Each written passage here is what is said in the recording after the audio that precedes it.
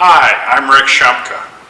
I'm a retired assistant chief from the Saanich Fire Department and now a realtor with Pemberton Homes. But most of all, I'm a car guy, and I'd like to welcome you to the Black Dog Car Show. Welcome to episode 2. In this episode, I explained last time that I was going to say why I want a Ford motor in a Ford car. A lot of people know the simplicity of a Chev motor, the abundance and the cheapness, and they're good motors.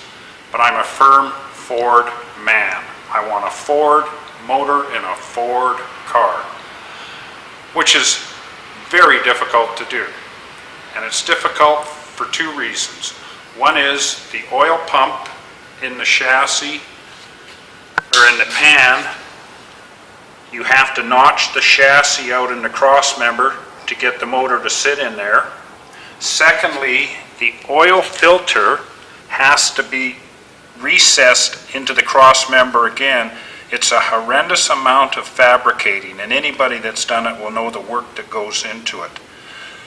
To actually get this to work, I had the motor in there, the motor mounts were welded in, and by the time we tried to put the remote oil filter on, even with the fittings that I had, we still had to cut everything apart and redo it and raise the motor roughly 2.5 inches to make it work. It was a long, laborious process, but it was worth it. I now am able to have a Ford motor in a Ford car, and that makes me very happy. What I've learned out of this process is it is labor intense, but it's not as costly as going height independent, which is a common aftermarket front end.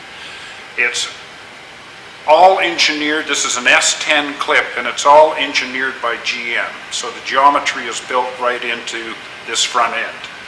A Heights front end, which is an excellent product, is very expensive, and you still have to tweak it and get the geometry correct on that. So you got to weigh time against money. I chose time. I don't regret it. I've learned a lot, and that's what I've learned. I hope that helps you if you're thinking of doing this, and if you're capable of fabricating, then you won't have any problem, but it will take a little while, and I think the results are worth it. What I also tried to fabricate and put into the car was a 98 Explorer spring system with the 98 rear end. What happened when I got it together was it put the car too high. Having said that, I also fabricated all the shackle holders. The front perches were taken out of the car, but I had to weld plates in. When it was all said and done, again, I had to cut it all out and start all over again. Okay, to finish off with the rear end, I did buy a chassis engineering kit off of eBay. It definitely was well worth it.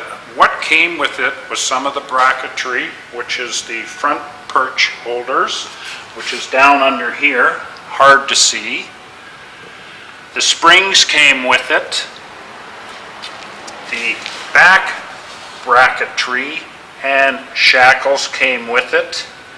It lined up perfect with the center of the wheel well, which will look fantastic on the car. Like I said, if I had known ahead of the time, it was easier this time to spend smart money than waste my time like I did.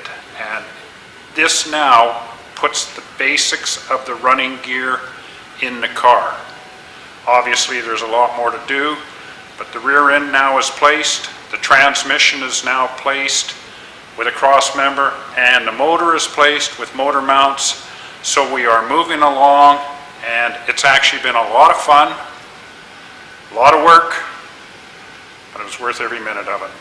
Thank you very much for watching the Black Dog Car Show, and we'll see you next time.